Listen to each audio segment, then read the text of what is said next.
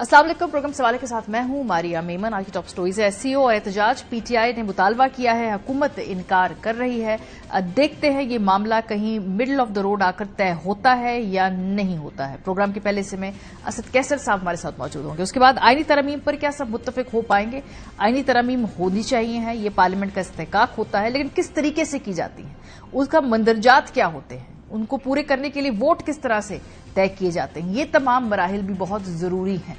Programme के दूसरे हिस्से में इस पे बात होगी। आखिर में नाकिस कारकर्दगी, स्टार प्लेयर्स को टीम से बाहर कर दिया गया, ये क्या स्ट्रैटेजी है, इस पे बात करेंगे प्रोग्राम के आखिरी हिस्से में। आगाज करते हैं, थोड़ी देर पहले हमने असद कैसर साहब, इंसाफ के सीनियर रहनुमा और साबिक स्पीकर कौमी असेंबली, उनकी ट्वीट देखी। उस ट्वीट में उन्होंने ये ऐलान किया कि उनका टेलीफोनिक राब्ता हुआ मौलाना फजल रहमान साहब से, जिसमें मौलाना फजल रहमान साहब ने उन्हें शंघाई कॉन्फ्रेंस के तनाजुर में 15 अक्टूबर के एहतजाज को मौखर करने की अपील की है। जो बाकी दीगर मामलात हैं जिसमें इमरान खान तक रसाई है, उनकी तबीयत के हवाले से, इसके अलावा आईनी मुसव्विदा, इस पर भी बातचीत हुई है। ये मजीद कहा है असद कैसर साहब ने कि भी दोबारा जो जमातें मिलकर बैठेगी, 17 अक्टूबर को दोनों जमातें का बीच में एक और इजलास होगा, मुसव्विदे को फिर हतमी शक्ल दी जाएगी और फिर उसके बाद जो पार्टी फैसला है उससे आगाह कर दिया जाएगा। सो मौलाना फजल रहमान साहब, जो कि आजकल बहुत करीब है तहरीक इंसाफ के साथ, बार बार उनकी मुलाकातें भी हो रही हैं, उन्होंने भी मशवरा दिया है कि इस वक्त इस एहतजाज को मौखर कर दिया जाए। एहतजाज हो क्यों रहा है,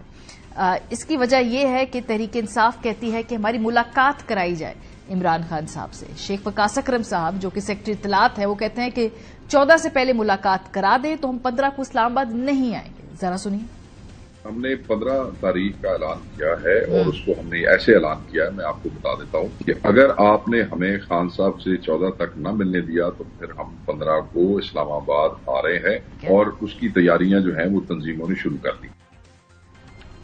तलाल चौधरी साहब यानी हुकूमत की नुमाइंदगी करते हुए कहते हैं कि ये बहाना है, एहतजाज वैसे भी करना होता है। तहरीक इंसाफ ने मुलाकातों का जो सिलसिला है वो वैसे ही हो रहा है जैसे जेल मैनुअल के मुताबिक है, और खान साहब इस वक्त तारीख के पाकिस्तान की सबसे महंगे कैदी हैं। ये एक पीटीआई का बहाना है, असल एससीओ कॉन्फ्रेंस इनका निशाना है। ये एक इन्होंने बहाना बनाया है पीटीआई की मुलाकात का। मुलाकातें हो रही हैं, जिसकी मुलाकातें उसके घर वालों से, वुकला और सियासी टीमों से इतनी मुलाकातें हुई हैं कि जितनी किसी कैदी की मुलाकात से कई गुना बढ़ के। कुछ गैर जानिबदाराना आवाजें जो बहुत सारे अहम इशूज के ऊपर तहरीक इंसाफ की हमनवा है। फॉर एग्जाम्पल मुस्तफा नवाज खोखर साहब ने आज ये ट्वीट की। उन्होंने कहा कि दानिशमंदाना फैसला नहीं है इस वक्त इस्लामाबाद आकर एहतजाज करने का। ये उनकी तरफ से आज ये ट्वीट की गई है। मुशाहिद हुसैन सैयद साहब बड़े अरसे से इमरान खान साहब की रिहाई के हवाले से, तहरीक इंसाफ के इलेक्शन मैंडेट के हवाले से बातचीत कर रहे हैं। उन्होंने भी आज ट्वीट करके ये कहा है कि पॉलिटिकल सेंस नहीं बनती इस बात की कि इस वक्त इस्लामाबाद के अंदर आया जाए। तहरीक इंसाफ के अंदर क्या सब लोग इस बात पर इत्तफाक करते हैं कि ये एहतजाज इस वक्त होना चाहिए? इस पर भी राय तकसीम है। अली मोहम्मद खान साहब तो ऑन रिकॉर्ड कह चुके हैं कि उनके ख्याल में इस वक्त ऐसा एहतजाज नहीं करना चाहिए। शेख वकास अकरम साहब कल मेरे प्रोग्राम में थे, जब मैंने उनसे पूछा, उन्होंने कहा कि 98% जमात समझती है कि करना चाहिए। 2% के करीब लोग ऐसे हैं जो कहते हैं कि ये एहतजाज नहीं होना चाहिए। दोनों राय सुन लीजिए।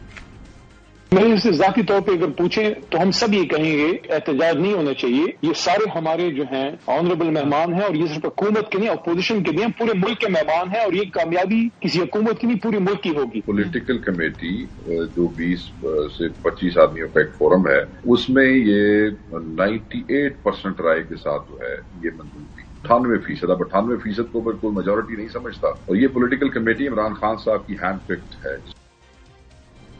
अब से थोड़ी देर पहले बाज़ाब्ता तौर पर तहरीक इंसाफ ने इमरान खान साहब से मुलाकात के लिए दरख्वास्त दायर कर दी है, जेल सुपरिटेंडेंट को भेज दी गई है और उसमें उन्होंने कहा है कि खान साहब के साथ मुलाकात जो आखिरी मरतबा है वो 3 तारीख को हुई थी। मिनिस्ट्री ऑफ इंटीरियर को माजरत के साथ ये भेजी गई है इस वक्त दरख्वास्त, और उनसे मुलाकात करने दी जाए बैरिस्टर गौहर साहब को, हामिद रजा साहब को।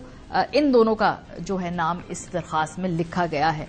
कहीं ना कहीं क्या कोई ब्रेक थ्रू हो जाएगा, एहतजाज की नौबत नहीं आएगी? हुकूमत ने अगर एक मुलाकात करने दी तो उससे एहतजाज कॉल ऑफ हो जाएगा, तो करने क्यों नहीं दे रही हुकूमत वो मुलाकात?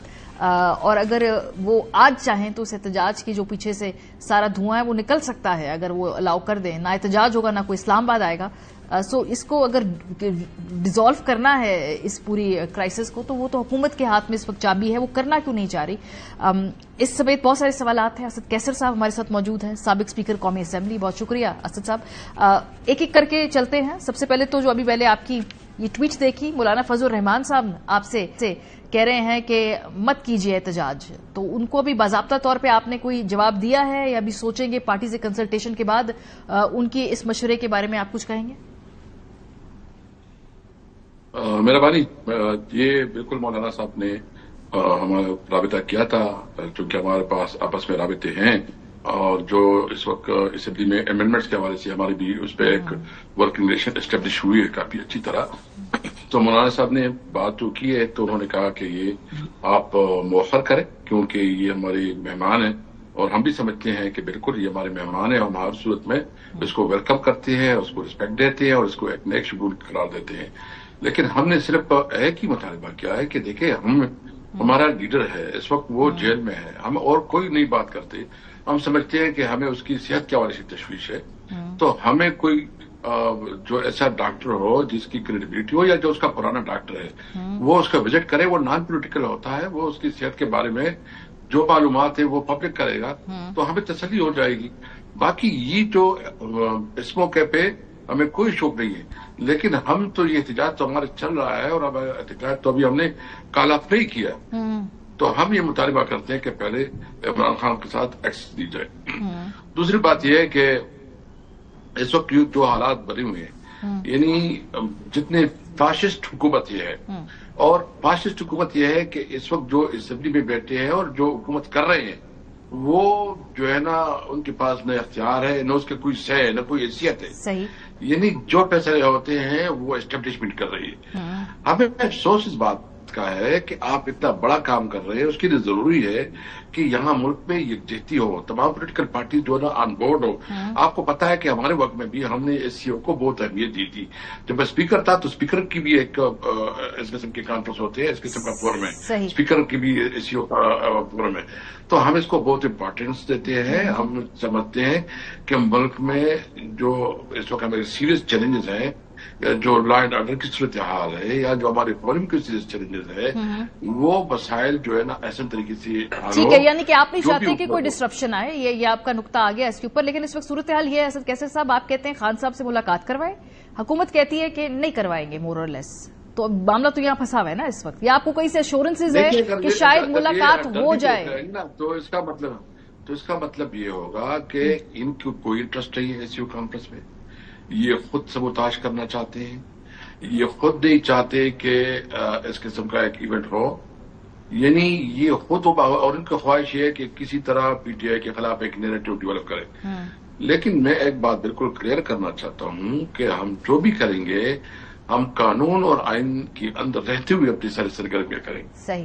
ہم کسی طور پر اللہ فل ایکٹیویٹیز پہ انوالو نہیں ہوں گے. ہمارے خلاف اس وقت جتنے بھی اقدامات ہو رہے ہیں وہ سارے اقدامات جو ہے نا اللہ فل ہے، انکانسٹیٹیوشنل ہے. آئین ہمیں حق دیتا ہے کہ ہم جو ہے نا پورا احتجاج کریں. اسد کیسر صاحب، کہیں نہ کہیں آپ کو کیا ایسا لگ رہا ہے کہ شاید 14 تاریخ تک خان صاحب تک رسائی مل جائے؟ خاص طور پہ آج جو خط بھی منسٹری آف انٹیریئر کو آپ لوگوں نے لکھا ہے، کہیں نہ کہیں آپ کو یہ لگ رہا ہے کہ ملاقات ہو جائے گی اور احتجاج کی نوبت نہیں آئے گی؟ آپ کی اسیسمنٹ کیا ہے اس وقت؟ دیکھیے، ہم تو سب سے پہلے یہ کہ جو مولانا صاحب نے بات کی ہے، اور لیاقت بلوچ صاحب کی بھی مجھے تھوڑی دیر پہلے فون آیا تھا، تو ہم اس کو اپنے اجلاس بلا رہے ہیں، اور اس کو بھی ہم کنسیڈر کریں گے کہ دونوں ہمارے بہت محترم ہیں، بہت ریسپیکٹیبل ہیں. ہم اپنی پولیٹیکل کمیٹی میں یہ بات رکھیں گے، اور پھر کل کسی وقت بھی ہم جو فیصلہ کریں گے وہ کریں گے. لیکن اس وقت ہمارا یہ ہے کہ ہم جو بھی ہے اپنے موقف سے پیچھے نہیں ہٹیں گے. لیکن آپ کو لگ رہا ہے کہ شاید آپ کو ایکسس دے دیا جائے خان صاحب سے؟ یہ میرا سوال یہ ہے.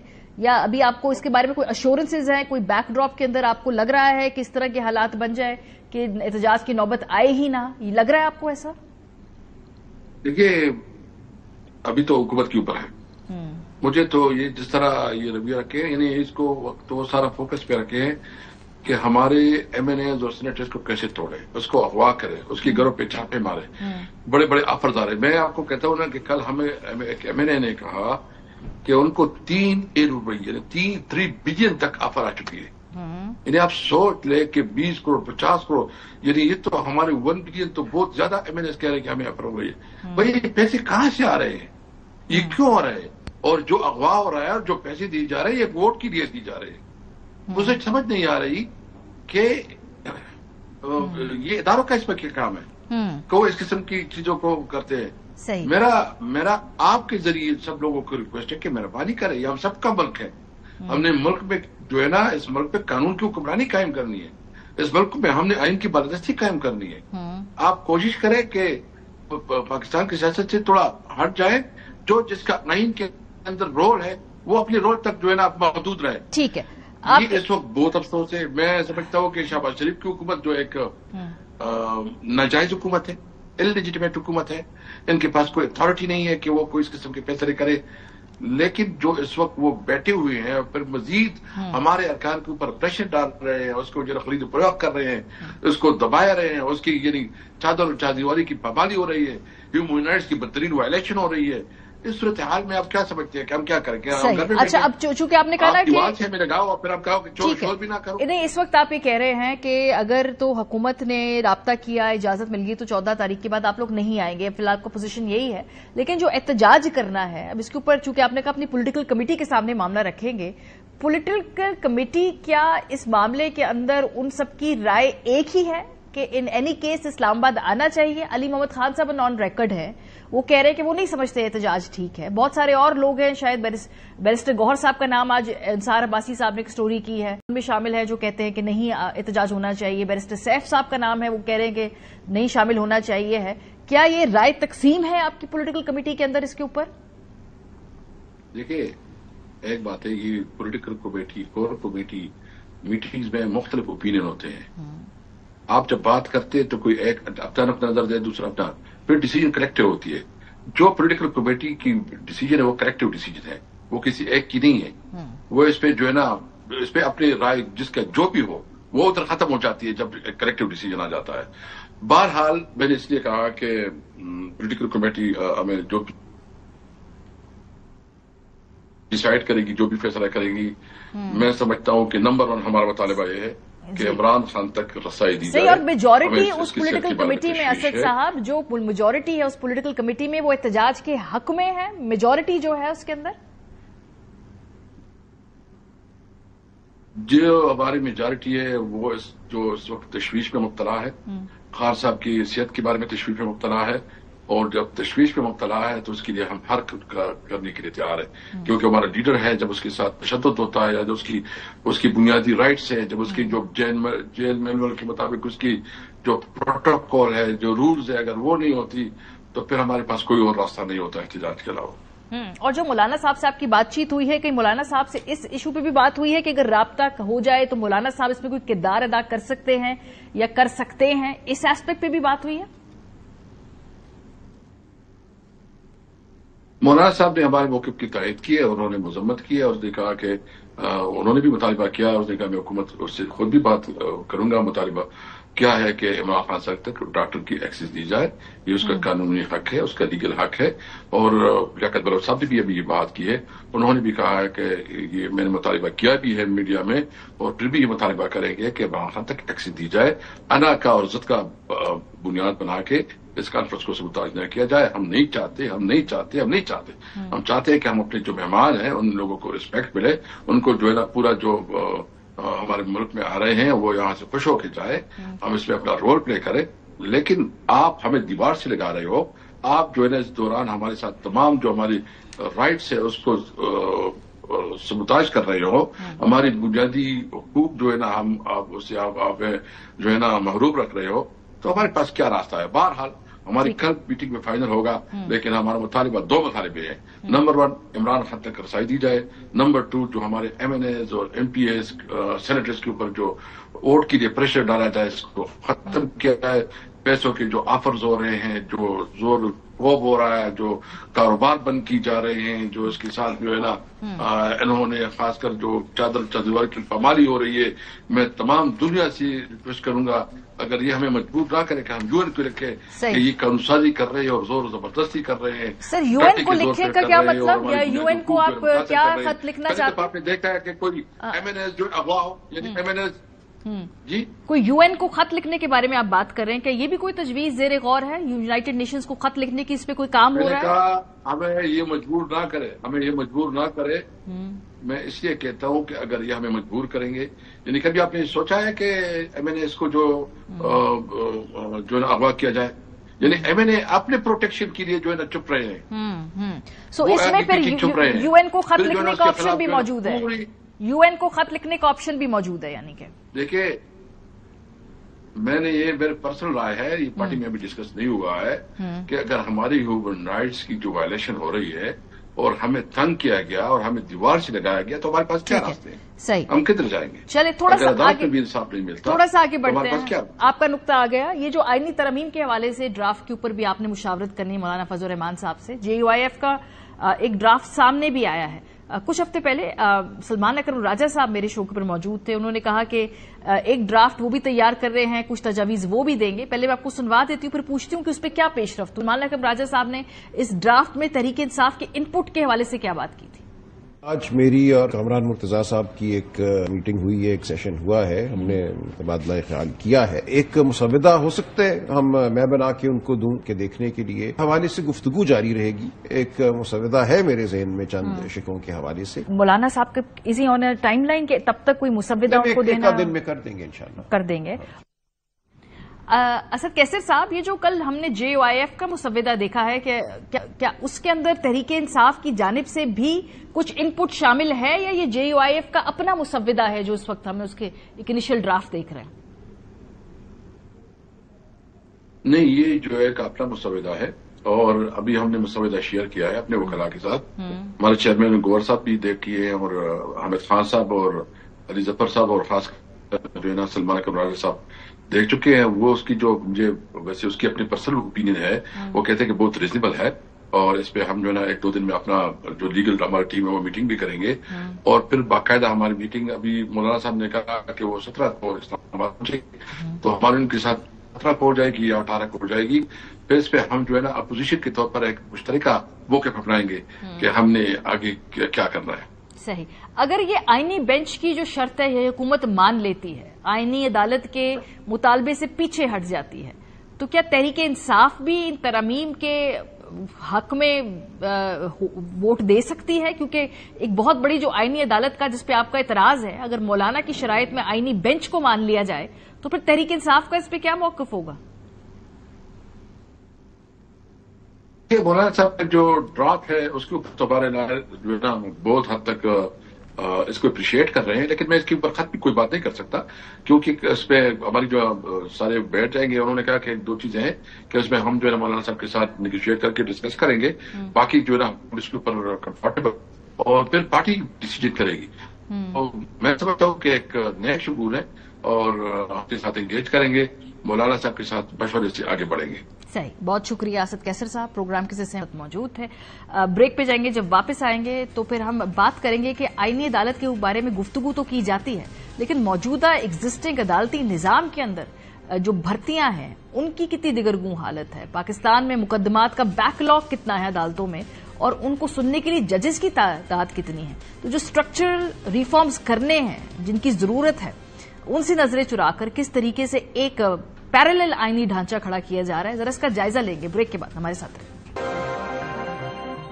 Welcome back. हुकूमती मुसव्वदा और पाकिस्तान पीपल्स पार्टी का मुसव्वदा, उसके मुताबिक जो आईनी तरमीम में आईनी बेंच के कयाम की बात है उसके ऊपर मौलाना फजल रहमान साहब अग्री नहीं करते। मौलाना फजल रहमान साहब की जमात कहती है कि एक आईनी बेंच बनाया जाए। कामरान मुर्तजा साहब ऑन रिकॉर्ड हैं कि 200 मुकदमात के लिए एक अलहदा आईनी अदालत बनने की सेंस नहीं है। क्या कहती है JUIF, सुनिए। हमारा कहना ये है कि 100-150 केसेस के लिए इतना बड़ा सेटअप बनाना जो है वो मुनासिब नहीं है। आप बेंचेस बना लीजिए, मगर हमारा और उनका बुनियादी फर्क वोट्स के हवाले से हम बेंचेस पे ठहरे हुए हैं, वो वोट पे। जब यही सवाल पीपल्स पार्टी से पूछा गया कि भाई सिर्फ 200 मुकदमात के लिए आप एक पैरेलल नया जुडिशियल सिस्टम खड़ा करना चाहते हैं, तो उसके जवाब में उनका कहना था कि बात 200 मुकदमात की नहीं है, बात यह है कि कितना वक्त उन मुकदमात को दिया जाता है। सवाल 200 मुकदमात का नहीं है, सवाल ये कि उस पर वक्त कितना जाता है और फोकस कितना होता है। जैसे आपने देखा है कि आए दिन कोई न कोई पिटिशंस होती हैं और चीजें जो कि उसूली तौर पे पार्लियामेंट में सेटल होनी चाहिए वो जाके कोर्ट्स में जाती हैं। तो बैकलॉग की अगर आप बात है तो बैकलॉग तो बढ़ता है। चीजें पार्लियामेंट में क्यों जाती हैं, वो इसलिए से कोर्ट में क्यों जाती हैं क्योंकि ये मामला पार्लियामेंट में सियासतदान अपनी नाअहली और नाकाबिद अंदेशी की वजह से हल नहीं कर पाते और बार बार अपने करने के मामलात सारे अदालत की तरफ धकेल देते हैं, इसलिए ये चीजें अदालतों में जाती हैं। लेकिन अगर हुकूमत की रिफॉर्म्स करने की नीयत है तो लोअर कोर्ट्स के अंदर जो स्ट्रक्चरल रिफॉर्म्स हैं उसके अगर आपके सामने हम फैक्ट्स एंड फिगर्स रखें तो होश उड़ जाते हैं आपके कि वहां पर कितनी किल्लत है जजेस की, स्टाफ की और कितना बड़ा बैकलॉग है। मंसूर अली शाह साहब जो कि सीनियर पीनी जज हैं और कभी इम्कान है कि शायद वो चीफ जस्टिस ऑफ पाकिस्तान भी हों, इस साल के आगाज में आसमा जहांगीर कॉन्फ्रेंस में उन्होंने खिताब किया और वहां पर उन्होंने बताया कि लोअर कोर्ट्स की सूरत हाल क्या है। जरा ये नंबर्स सुनिए, ये फैक्ट्स सुनिए, ये फिगर्स सुनिए और फिर खुद ये फैसला कीजिए कि रिफॉर्म्स करने की जरूरत कहां पे है, मुलाहिजा कीजिए।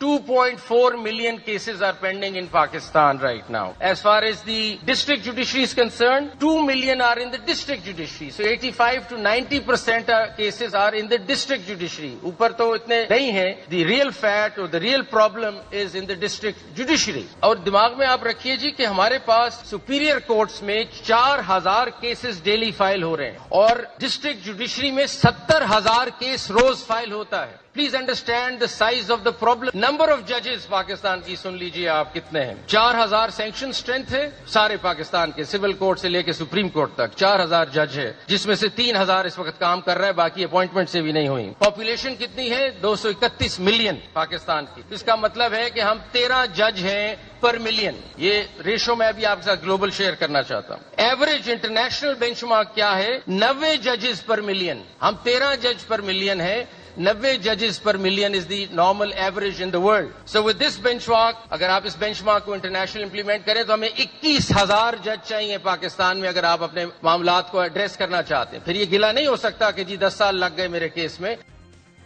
तो प्रायोरिटीज देखिए कि जहां पर इस वक्त शदीद और हंगामी तौर पे रिफॉर्म्स की जरूरत है, लोअर कोर्ट्स में 21,000 जजेस का लगना जरूरी है। ऐसे में वो जो इनिशियल प्रॉब्लम है, वो जो स्ट्रक्चरल प्रॉब्लम है, उसको सॉल्व नहीं किया जा रहा। अलहदा एक आईनी अदालत कायम करके मामले को मजीद कॉम्प्लिकेटेड किया जा रहा है। कुछ और आपके सामने फिगर्स पेश करते हैं। हाई कोर्ट्स में जो जजेस के ओहदे खाली हैं उन पे ही नजर डाल लेते हैं। इस्लामाबाद हाई कोर्ट में जी 4 जजेस के ओहदे खाली हैं, अभी तक इस पे अपॉइंटमेंट नहीं कर सकी गवर्नमेंट। लाहौर हाई कोर्ट में 23 जजेस के ओहदे खाली हैं। पिशावर हाई कोर्ट में 6 जजेस के ओहदे खाली हैं। बलूचिस्तान हाई कोर्ट में 4 जजेस के ओहदे खाली हैं। सिंध हाई कोर्ट में 9 जजेस के ओहदे खाली हैं। सो अगर आपकी मंशा ये है कि आपने अदालती रिफॉर्म्स करने हैं, तो जो मौजूदा अदालती निजाम है ना उसकी तरफ आपकी तवज्जो है, ना आपकी प्रायोरिटी है, क्योंकि वो आपके सियासी मकासद को सर्व नहीं करती है। और जो मौजूदा हाई कोर्ट्स हैं उसके अंदर जजेस की अपॉइंटमेंट इस वक्त नहीं हो रही क्योंकि अगेन आपकी सियासी जो इस वक्त प्रायोरिटीज है और जजेस की अपॉइंटमेंट के अंदर अपना अपना जिसका जो फायदा है, अपना अपना जिसका जो इंटरेस्ट है वो सर्व नहीं हो रहा है। सो ये आईनी अदालत के जरिए आप इलेक्टोरल के साथ साथ जुडिशियल रिफॉर्म्स करना चाहते हैं, ये कोई इतनी ठोस दलील नहीं नजर आ रही जब हमने आप प्रॉब्लम की आपको जड़ का निशानदही कर दी है। प्रोग्राम के हिस्से में अतर काजमी साहब हमारे साथ मौजूद है, आमिर इलियास राना साहब हमारे साथ मौजूद हैं। बहुत शुक्रिया आप दोनों हजरात का। चूंकि आमिर साहब दूसरी तरफ मौजूद है, स्टूडियो से बाहर है, उनसे आगाज कर लेते हैं। राना साहब, आज मैंने सुना कि नवाज शरीफ साहब से मुलाकात भी हुई है, बिलावल भुट्टो जरदारी साहब की। ये जो आईनी तरमीम है इसके ऊपर हुकूमत के क्लेम है कि नंबर हमारे पास पूरे हैं, लेकिन मौलाना फजल रहमान साहब को हम वैसे ऑन बोर्ड रखना चाहते हैं। अगर तो नंबर पूरे हैं तो फिर मौलाना साहब की जरूरत क्या है? वो कल पेश करके परसों उसको पास करवा ले, इसका मतलब नंबर नहीं है, यही समझे ना हम। मारिया, आपने इतनी अच्छी रिपोर्ट स्टार्ट में बनाई तो ये बड़ी ज्यादती होगी कि अगर उस पर बात ना की जाए। चले जरूर करें। फिर मैं आपके सवाल की तरफ आता हूँ। मेरा तो ये बड़ा पसंदीदा सब्जेक्ट है।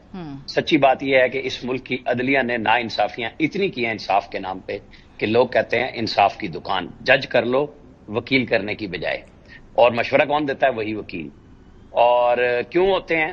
چونکہ یہ چٹوں پہ جج بھرتی ہوتے ہیں اعلیٰ عدلیہ میں، یہ چیمبرز کے وکیل بھرتی ہوتے ہیں، یہ سب کو انصاف فراہم کرنے کے لیے کہتے ہیں اشتہار کیوں نہیں دیا ایک پی این کا؟ 1992 میں 12 ججوں نے بیٹھ کے فیصلہ دیا کے پی میں، اس وقت NWFP ہوتا تھا، کہ آپ نے بھرتی کیوں کیا بغیر اشتہار کے؟ مجھے یہ بتائیں، ان سب کے پاس بہت ٹائم ہے سب کاموں کے لیے، یہ اپنے آپ کے اندر اصلاحات کے اوپر کیوں ان کے آڈٹ کے لیے یہ کیوں نہیں جاتے؟ خواجہ شریف نے شہباز شریف کے پاس جا کے زبردستی، آپ سمجھ لیں، جو پبلک سروس کمیشن پنجاب بھرتی کرتی تھی سول ججوں کو، وہ دوبارہ ہائی کورٹ کو واپس لیا۔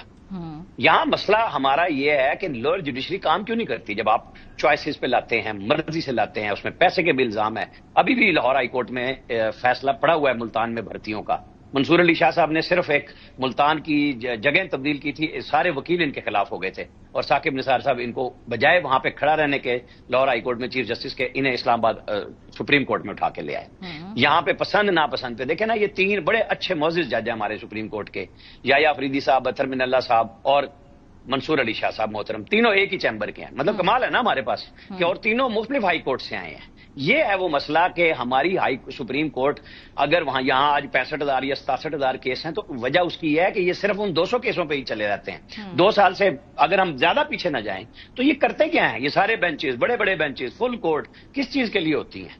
سر یہ جا کیوں رہے ہیں عدالتوں میں؟ معاملے جا کیوں رہے ہیں؟ مطلب میں یہی کہہ رہا ہوں، نہیں میں آپ کو بتا رہا ہوں، جب آپ نے عدلیہ پہ بات کی ہے نا کہ نیچے سے لے کے اوپر تک آوے کا آوا بگڑا ہوا ہے، اور جب ان کو چھیڑنے جائیں تو کہتے ہیں جناب نہیں، ہماری تو انڈیپینڈنس کو جو ہے نا بہت بڑا دھچکا پہنچ رہا ہے۔ بھئی آپ نے خود کیوں نہیں ٹھیک کیا؟ آپ پورے ملک کی اصلاحات کے لیے بیٹھ جاتے ہیں، آپ چینی کی قیمت مقرر کرتے ہیں، آپ ریٹوڈک کو 0 کر دیتے ہیں، آپ اسٹیل مل کو 0 کر دیتے ہیں، آپ کا جو دل کرتا ہے آپ انصاف فراہم کرنے لگ جاتے ہیں، انتظامیہ کی جگہ بیٹھ جاتے ہیں، آپ اپوائنٹمنٹس میں، پروموشنز میں بائی آرڈر ہوک اینڈ کروک کراتے ہیں جو کام آپ کا نہیں ہے، لیکن آپ نہیں کرتے تو اپنی اسامیاں پوری نہیں کرتے۔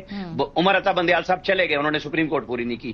یہ ہائی کورٹس آرڈر کرتی ہیں اتنے دن میں بندہ بھرتی کر کے ہمیں رپورٹ کریں، یہ اپنے ہائی کورٹ کے 23 جج لاہور ہائی کورٹ کے کیوں نہیں پورے کرتے؟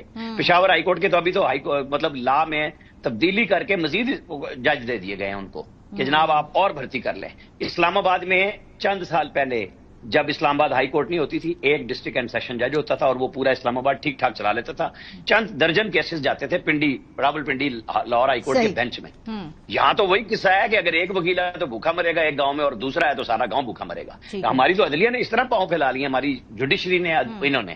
اب آپ آ جائیں جو آپ کا سوال تھا، میں اس پہ پھر آتی ہوں، پہلے کیونکہ آپ نے جو بات کی ہے نا، یہ بندے پورے پہ پھر میں سوال کرتی ہوں۔ دیکھیں اس میں قاسمی صاحب، جو عامر الیاس رانا صاحب نے جو بات کی عدلیہ کی پرابلم، بالکل ٹھیک بات ہے، ہماری عدالتوں کی چیکرڈ ہسٹری ہے، اس میں تو کوئی شک کی بات نہیں ہے، لیکن کیا اس کا حل پھر یہ ہے کہ آپ آلٹرنیٹلی ایک آئینی عدالت بنا لیں؟ کیونکہ وہاں پرابلمز بہت زیادہ ہیں، وہ انہوں نے ٹھیک نہیں کیے، تو اس کا نتیجہ ہم یہ نکالیں گے کہ ہم علیحدہ ایک آئینی پیرلل سسٹم بنائیں گے اور اس کے اندر پھر ہم ٹھیک کریں گے، اس کو ہم ٹھیک چلائیں گے۔ دیکھیں مطلب یہاں پہ تو ہم نے کانسیپٹ ہی ختم کر دیا نا، عدلیہ، مقننہ اور انتظامیہ، کتنی عدالتیں ہوں گی، کتنے جج لگیں گے، یہ قانون سازی تو پارلیمنٹ میں ہونی ہے۔ سارا الزام ہم نے دے دیا جناب کہ یہ کیونکہ عدلیہ خود نہیں کرنا چاہتی، یہ اگر آئینی عدالت بنا رہے ہیں، یہ آئین کے اندر ترمیم کر کے کہہ رہے ہیں کہ ہم سپریم کورٹ کے اوپر بھی ایک اور عدالت بٹھا دیں گے، تو ان کو کس نے روکا ہوا ہے کہ یہ قانون سازی کریں کہ مزید لوور جوڈیشری میں جو ہے وہ کیسز کے پینڈنگ ہیں؟ کبھی آپ نے آج تک سنا کہ کسی وزیر نے کہا ہو، کسی جماعت نے کہا ہو کہ جناب اتنے کیسز وہاں پہ پینڈنگ ہیں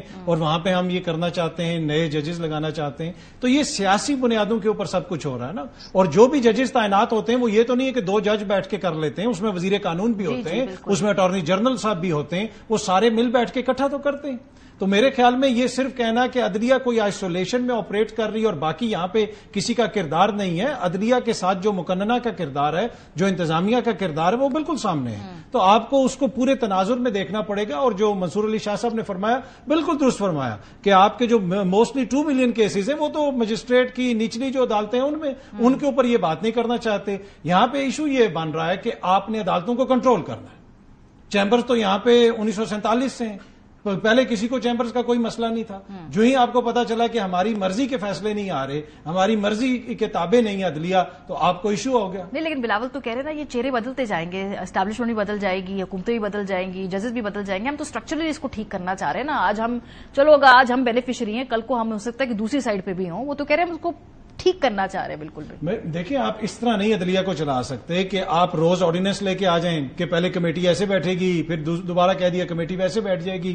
آپ کا ایشو یہ ہے کہ آپ عدلیہ کو کنٹرول کرنا چاہتے ہیں. ماضی میں الزام کیا عدلیہ کے اوپر؟ عدلیہ کے اوپر الزام یہ ہے کہ وہ سیاسی حکومت کے خلاف کسی اور کے ساتھ مل کے کرتی ہے اور جناب وہ اس طرح کے فیصلے آتے ہیں. اب اس وقت کیا ہو رہا ہے؟ اس وقت ٹوٹل کوشش یہ ہے کہ عدلیہ کو کنٹرول کرنے کی کوشش ہو رہی ہے کہ ہماری مرضی کے مطابق چیف جسٹس آئیں. کیوں نہیں آپ منصور علی شاہ صاحب کا نوٹیفیکیشن کر رہے؟ کس نے آپ کو روکا ہوا ہے؟ کہ واضح آپ کو بدنیتی نظر نہیں آ رہی اس میں ہماری کہ 3 مہینے پہلے آپ قاضی فائز عیسیٰ صاحب کا نوٹیفیکیشن کریں. منصور علی شاہ صاحب کا آپ نے جو فیئر ویل ڈنر یہاں پہ اناؤنس ہو گیا لیکن نیا چیف جسٹس کون ہوگا وہ ابھی تک اناؤنس نہیں ہوا. تو سامنے پوری قوم کو نظر آ رہا ہے کہ مقصد صرف ایک یہ ہے کہ عدلیہ ہمارے تابع ہو, عدلیہ جو ہم کہیں وہ کریں. ایسا نہیں ہو سکتا. دیکھیں ہر کسی کے یہاں پہ غلطیاں ہوں گی لیکن جو کم از کم بیسک پرنسپلز ہیں اس آئین کے ان کو تو قائم رہنے دیں. عامر صاحب اب ایشو یہ ہے کہ ایک تو ہم اس کے متن پہ بھی بات کر رہے ہیں نا, لیکن جس طریقے سے ان کو پاس کرانا ہے ترامیم کو وہ بھی بڑا امپورٹنٹ ہے. آؤٹ کم امپورٹنٹ ہے لیکن پروسیس شاید اس سے زیادہ امپورٹنٹ ہے. اس کے لیے حکومت کہتی ہے نمبر ہے لیکن نمبر ہے نہیں ان کے پاس کوئی. ابھی بھی وہ 63A کے فیصلے کے اوپر اتفاق کر رہے ہیں, کوئی ادھر ادھر سے مانگے تانگے کے ووٹوں کے اوپر اتفاق کر رہے ہیں, خاص طور پہ سینٹ پہ. آسان کام نہیں ہے مگر مولانا نہ مانے تو پھر کیا کریں گے؟ دیکھیں اظہر بھائی نے بڑی اچھی باتیں کہی ہیں. اصل مسئلہ ہے کہ اس ملک کا آوے کا آوا بگڑا ہوا ہے. پہلے کبھی مسئلے نہیں ہوتے تھے کہ فوج اور عدلیہ ایک جیسی ہوتی تھی, جس کو چاہتے تھے انصاف فراہم کر دیتے تھے, جسے چاہتے تھے کنارے پہ لگا دیتے تھے. اس دفعہ عدلیہ, اگر میں بالکل بڑی خوشی سے کہتا کہ جیسے ترمین اللہ صاحب نے یہ مخصوص نشستوں پہ کہا تھا کہ 2018 میں مسلم لیگ نون کے ساتھ بھی یہی کچھ ہوا تھا, جب آرٹیکل انفورس کرتے ہیں اور آرٹیکل سسپینڈ کرتے ہیں اور مکمل یکسوئی سے 8 جج ایک پارٹی کو انصاف فراہم کرتے ہیں, اگر یہ ایک پارٹی کی بجائے پورا دونوں الیکشن اٹھا لیتے کہ ہم تو سارا کھولیں گے, ہم سابق چیف جسٹس, سابق آرمی چیف سب کو بلائیں گے کٹہرے میں اپنے پاس, یا کم از کم فل کورٹ میٹنگ میں بلائیں گے, اگر کورٹ میں نہیں بلائیں گے, کہ یہ معاملات ٹھیک ہونے چاہیے کہ آخر کبھی تو درست ہونے ہیں نا. تو جب وہ نہیں کر رہے تو پارٹی بازی تو شروع ہوئی نا, تو پھر یہ لڑائی تو چلتی رہے گی. اب آپ مقننہ پہ ڈال دیں, یہ پاس کیسے کریں گے عامر صاحب؟ دیں انتظامیہ پہ. اچھا یہ میں بتا دیا نا کہ یہ لڑائی اس بات پہ. اب یہ پاس کیسے کریں گے؟ میرے پاس آج کی اطلاع یہ ہے کہ اس وقت مولانا فضل الرحمان کے بغیر ان کے پاس کم سے کم 2 سے 3 سینیٹروں کی کمی ہے, باقی یہ پوری کر چکے ہیں. ٹھیک ہے. وہ بائی ہک اور کرک آپ دیکھ لیں کہ ریاض فتیانہ کے بیٹے کا پتہ ہے نا, اس کے بھی معاملات ہیں, اور وہ اس حد تک پہنچ چکے ہیں کہ رمدے صاحب کی, جن کے بھائی اس وقت محمد اورنگزیب, آپ کو پتہ ہے نا, چودھری اسد الرحمان وہاں سے الیکشن لڑتے ہیں نون کے, ٹوبا ٹیک سنگھ وہاں سے ڈسٹرکٹ سے, وہ وزیر خزانہ ہیں, وہ کہہ رہے ہیں کہ گارنٹی ملنی چاہیے کہ پھر ان کو ٹکٹ نہیں ملے گا کیونکہ نون والوں کا تو ان کا اپنا بڑا اچھا ایشو ہے. تو وہ بھی کلیئرٹی کے ساتھ چیزیں ہونے جا رہی ہیں. میں نے اب آپ کو قومی اسمبلی اور سینٹ دونوں بتا دیے کہ سینٹ میں تھوڑا سا مسئلہ ابھی ہے, اور ابھی ان کے پاس 3-4 دن ہیں جو انہوں نے فیصلہ کرنا ہے کہ SCO کے بعد, کیونکہ 13 تک آپ کو پتا ہے رشین اور چینی پرائم منسٹر دونوں 17 تک اسلام آباد میں موجود ہیں. تو اس کے ساتھ ہی کچھ کام شروع ہوگا, جب ان کو گڈ بائی کہہ لیں گے, خدا حافظ کر لیں گے ہم, چونکہ کل چینی پرائم منسٹر آ رہے ہیں, ان کے ساتھ ہمارے بائی لیٹرل ہیں, ادھر بھی ایشوز ہیں, لیکن جو لوگ کام کر رہے ہیں وہ پوری یکسوئی سے ممبرز کو پورا کرنے پہ کر رہے ہیں. ابھی 63A کی بات جیسے ہوئی, وہ بھی انصاف صرف PTI کو فراہم کرنے کے لیے ہماری عدلیہ نے کھلواڑ کیا تھا ان کے ساتھ, جیسے اب ہو رہا ہے. بھائی پھر آپ سب کو انصاف فراہم کرتے تو میرے اور آپ کی گنجائش نہیں بچی. آپ کا نقطہ آ گیا جی. یکسوئی کے ساتھ جنہوں نے اس پہ کام کرنا ہے وہ کام کر رہے ہیں. 3 ممبران سینٹ پہ کم ہیں, قومی اسمبلی کے اندر ان کے نمبر پورے. دیکھیں غلط جو 2018 میں ہو یا 2008 میں ہو یا 1978 میں ہو, غلط ہے. جو کر رہے ہیں وہ تو کر رہے ہیں, پر ہمیں تو غلط کو غلط کہنا چاہیے نا. اس وقت ہماری پوزیشن آپ کی یہ ہے کہ آپ اسلام آباد میں ہیں, یہاں پہ آپ کو PTI کا MNA نہیں ملے گا, وہ سب چھپے ہوئے ہیں. ماشاءاللہ سلام نہیں ہے اس جمہوریت کو کہ جہاں پہ عوامی نمائندے روپوش ہیں کہ ہمیں اٹھا لیا جائے گا. جس طرح عامر بھائی نے بھی کہا کہ لوگ کام کر رہے ہیں, پوری ہو جائے گی. کیا ایسے آئینی ترمیمیں ہوتی ہیں؟ کیا اس قسم کی آئینی ترمیم عوام کے لیے ہو رہی ہے, آئین کے لیے ہو رہی ہے, رول آف لا کے لیے ہو رہی ہے؟ اس سے زیادہ آپ کتنا لوگوں کے شعور کی توہین کر سکتے ہیں؟ تو یہی تو ایشو ہے کہ جناب ہم کہتے ہیں کہ جی 2018 سے ججز نے کیوں نہیں بلا لیا. بھائی 2018 میں جن کے خلاف ہوئی تھی زیادتی وہ بھی حکومت میں, وہ کمیشن بنا لیں. میمو گیٹ کا کمیشن آپ نے بنا لیا, آڈیو کمیشن آپ نے بنا لیا, تو 2018 کا کمیشن بنانے سے آپ کو کس نے روکا؟ آپ بنا لیں. ساری چیزیں آپ کہہ رہے ہیں کہ جناب عدالتیں ہی کریں یا وہ کوئی اور کرے, ایسی بات نہیں ہے. جس قسم کی یہ ترمیم لا رہے ہیں وہ, اور جس طریقے سے یہ لا رہے ہیں, نہ یہ سسٹین کر سکتی ہے ترمیم, نہ ہی یہ دور رس جو ہے اس کے کوئی نتائج. دونوں بہت پرابلمٹک ہے. بہت شکریہ. ہمارے ساتھ اطہر کاظمی صاحب, عامر الیاس موجود تھے. بریک پہ جائیں گے, جب واپس آئیں گے 3 اسٹار پلیئرز آج قومی ٹیم کے اسکواڈ سے نکال دیے گئے ہیں اگلی سیریز کے لیے. टेस्ट के लिए। ये क्या माजरा है, बात करें, शाहिद हाशमी साहब हमारे साथ होंगे, आप लोग हमारे साथ रहिए। एक बदतरीन रिकॉर्ड शिकस्त के बाद पाकिस्तान की टीम के अंदर ऐसे लग रहा है कि जैसे उथल पुथल इस वक्त की जा रही है। 3 स्टार खिलाड़ी हैं जिनको आज टीम से ड्रॉप कर दिया गया है। बाबर आजम साहब को उनको बेंच कर दिया गया है, वो इस अगली जो टेस्ट है उसमें नहीं खेलेंगे। शाहीन शाह अफरीदी वो भी अब टीम का हिस्सा नहीं होंगे इमीडिएटली। इस वक्त जो स्क्वाड का ऐलान किया गया उसके अंदर नसीम शाह भी उस तस्वीर के मुताबिक, इस लिस्ट के मुताबिक उस स्क्वाड के अंदर नहीं है। ये हो क्या रहा है? जाहिर सी बात है कि शिकस्त तो बहुत बड़ी है, 500 प्लस रन से हारे हैं। 147 हिस्ट्री जो है, साला हिस्ट्री जो क्रिकेट की, उसमें हमने रिकॉर्ड बनाया है। तो इस वक्त ये उखाड़ पिछाड़ है क्या, इस पर बात करेंगे। शाहिद हाशमी साहब हमारे साथ मौजूद है। बहुत शुक्रिया शाहिद साहब।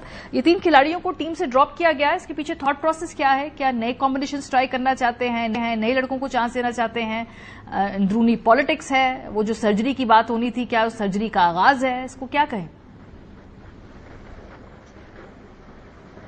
देखिए, बड़ा नीजर रिएक्शन है कि एकदम से आप अपनी पूरी बॉलिंग लाइन अप चेंज कर देते हैं। अबरार अहमद स्पिनर बुखार में थे, अस्पताल में थे, तो अब उनमें इतनी ताकत नहीं है कि वो अगला टेस्ट मैच खेल सकें। शाहीन शाह अफरीदी और नसीम शाह के साथ आपने नाइंसाफी और ज्यादती की थी, ऐसी फ्लैट पिच बनाकर जिसपे फास्ट बॉलर्स के लिए कुछ भी नहीं था और वो उसमें कुछ भी नहीं कर सके। और सबसे पहले तो ये कि आप अपने इस टेस्ट सीरीज से पहले 5 रोजा मैच थे, इससे पहले आप वनडे कप खेल रहे थे, आपकी तैयारियां नहीं थी और ऐसी फ्लैट विकेट पर फिर आप बड़ी बुरी तरह हारे। पहली इनिंग्स में दोनों टीमों ने मिलाकर 1379 रन बनाए, लेकिन फिर पाकिस्तान की टीम प्रेशर में आई और जो सेकंड इनिंग में पिछले 5 टेस्ट मैचों में हुआ था वही छठे टेस्ट मैच में भी हुआ। तो ये नीजर रिएक्शन है। अगर इसका सीरीज का इंतजार कर लेते, लेकिन उन्होंने ये सोचा कि अब नए कॉम्बिनेशन के साथ ट्राई करते हैं, वही पिच होगी जिसपे 1379 रन बने थे पहले 4 दिन में, उस रोल करके उसी को पानी देके पिच बनाया। कोशिश ये होगी कि इस पे स्पिनर्स ज्यादा काम आए और इसीलिए पाकिस्तान ने 3 स्पिनर्स अपने 16 रुकनी स्क्वाड में शामिल किए। ये तो पहले सोचने की बातें नहीं है शायद साहब, मेरा बड़ा खेल के बारे में बड़ा बेसिक नॉलेज है, लेकिन आप एक टीम को अपने मुल्क में इनवाइट कर रहे हैं। अक्सर ममालिक के अंदर जो बोर्ड्स हैं वो हेल्पफुल पिचेस बनाते हैं, अपनी टीम को देख के पिचेस बनाते हैं। भारत ने तो उसकी बड़ी इसके बेसिस पे पूरी क्रिकेट जो है अपनी उसको कायम रखा हुआ है। तो अब हमें अब पता चला है कि ये स्पिनर्स को मदद देंगी विकेटें, तो हम अब स्पिनर्स रख रहे हैं।